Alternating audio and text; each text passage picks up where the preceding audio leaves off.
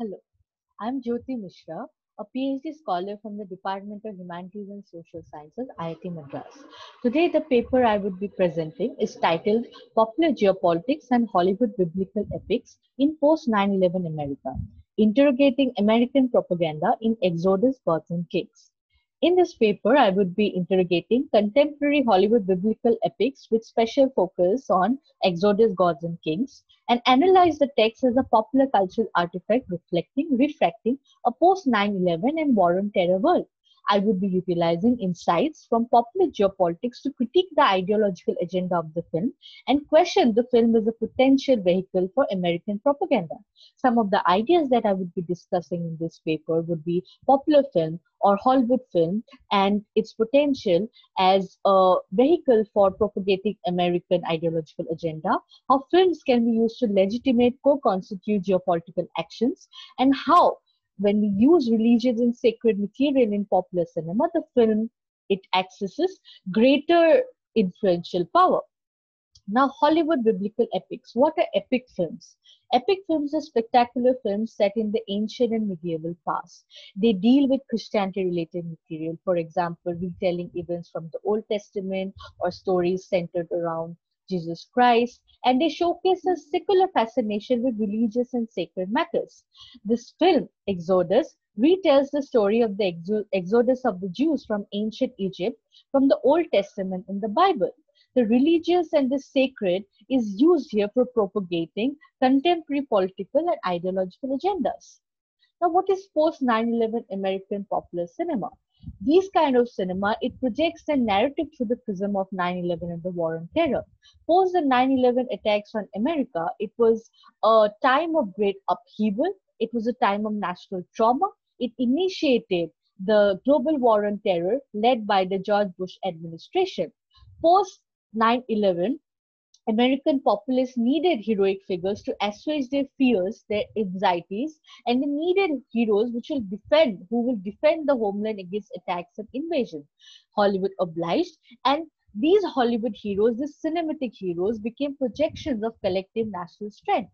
Moreover, America also invited a lot of criticism because of the military interventions in sovereign countries and subsequent reveal of human rights abuses, which created a negative perception of America. These films were used to project or legitimate military actions, their military interventions, their foreign policy decisions, and create America as a global savior, as the good guys. They also visually projected the enemies projected by the politicians of America in the national imagination. For example, we see in the superhero film, these films provided these films provide a psychological catharsis which is related to heroes, how heroes they assuage the nation's fears. Now we also see that post wars or events of great upheaval, we will see that a lot of films they would be dealing with matters of patriotism and nationalism. So this superhero film also became a source for the renewal of patriotism. And superheroes, the American superhero who is intrinsically connected to America, right? It is connected to America, and these American superhero became a kind of a symbolic American global savior hero, and they promoted ideas of peace, safety, freedom, and stability in a very unstable world. Another genre of film which became very popular along with the superhero film genre was the war film. And these films, by showcasing a Middle Eastern setting where there was oppression and it was far away from ideals of freedom and democracy that America projected itself as. So, the American military intervention there was justified as legitimated as if America was bringing democracy and freedom to those kind of countries. So they became global saviors. Also, these films kind of homogenize the Middle Eastern, Arabic, Islamic world as a racial, religious other, and also projected the Islamic terrorist figure, which is also created through the political discourse led by the George Bush administration. Now, what is popular geopolitics? It is intrinsically connected to ideas of ideology, nationalism, and global politics. Popular geopolitics can be understood to be a subset of critical geopolitics, which focuses on discourse and ideology in geopolitical actions. So, under this scholarly field, popular cultural artifacts can be understood to construct scripts that mold common perception of political events. Through popular media, geopolitical discourse is relayed, and also the relationship between geopolitics and popular culture is understood to be co-constitutive. For instance, superheroes, American superheroes, who are co-constitutive elements of both American identity and the U.S. government's foreign policy practices. We can see that these films, they promoted the 21st century superhero film, promoted the idea of America as the good guys to mitigate the negative perception of American military action, for example, in Iraq, Afghanistan, the Abu Ghraib human rights abuses.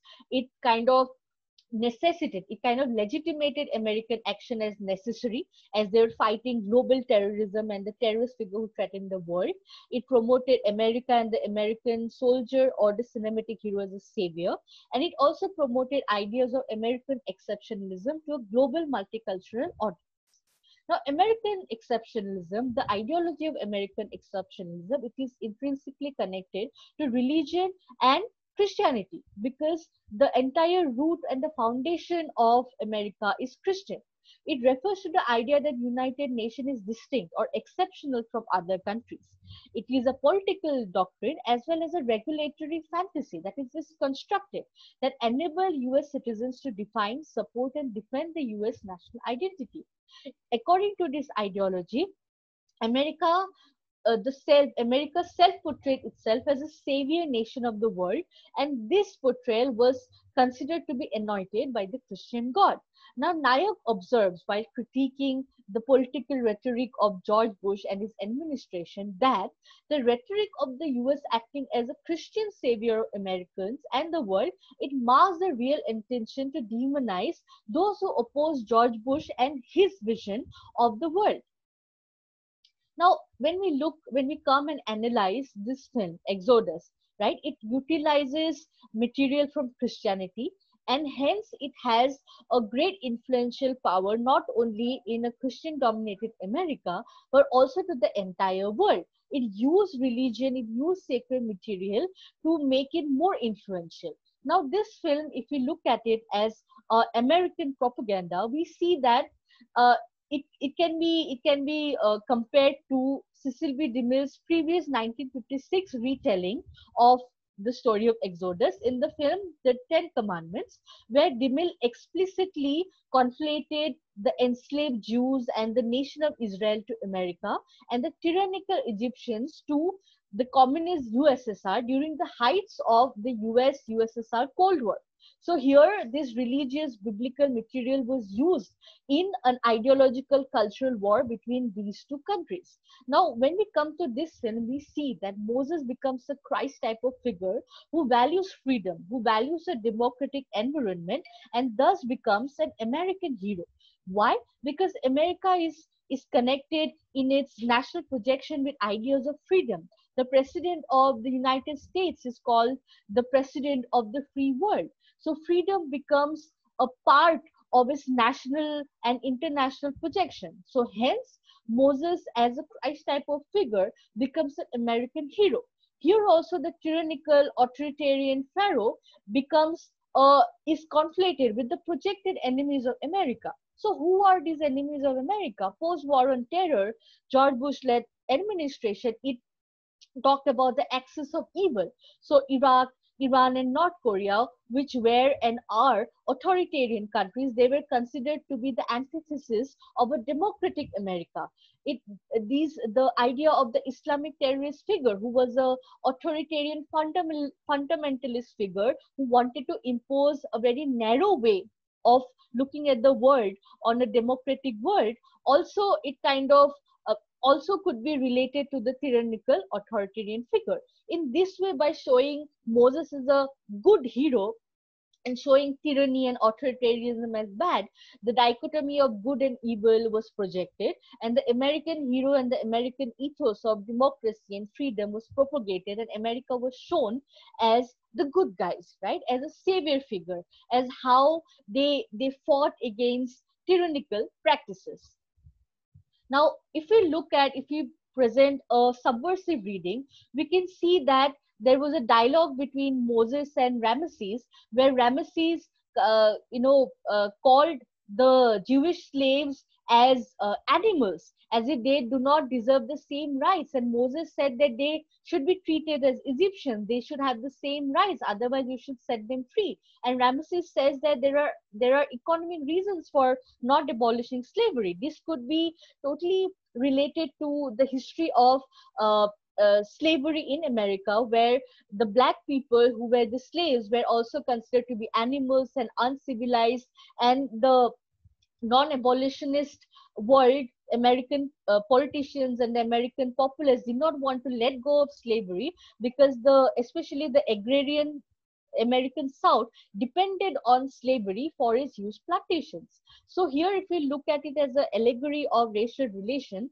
Moses, a man who straddles two worlds, Egyptian and Hebrew world, can be related to Barack Obama, who also has a dual white and black heritage. And the enslaved and oppressed Jews can become a stand-in for black slaves. And also the film ends with the freed slaves still continuing on their journey to the promised land, which is also very suggestive of how this ongoing struggle for racial justice in America is still going on. For example, the racial riots, the Black Lives Matter movement. So this reading provides a kind of subversive reading of this film only as a mere ideological propaganda.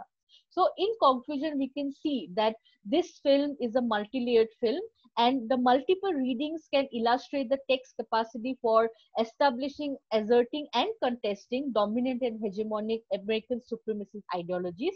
It illustrates how religious sacred themes can be used to promote, America-centric geopolitical agendas, and is also an example of how America asserts geopolitical domination through Hollywood films. This film also showcases the promotion of national ideologies to a global multicultural audience by being a cinematic text used for propaganda. These are my references, and thank you so much.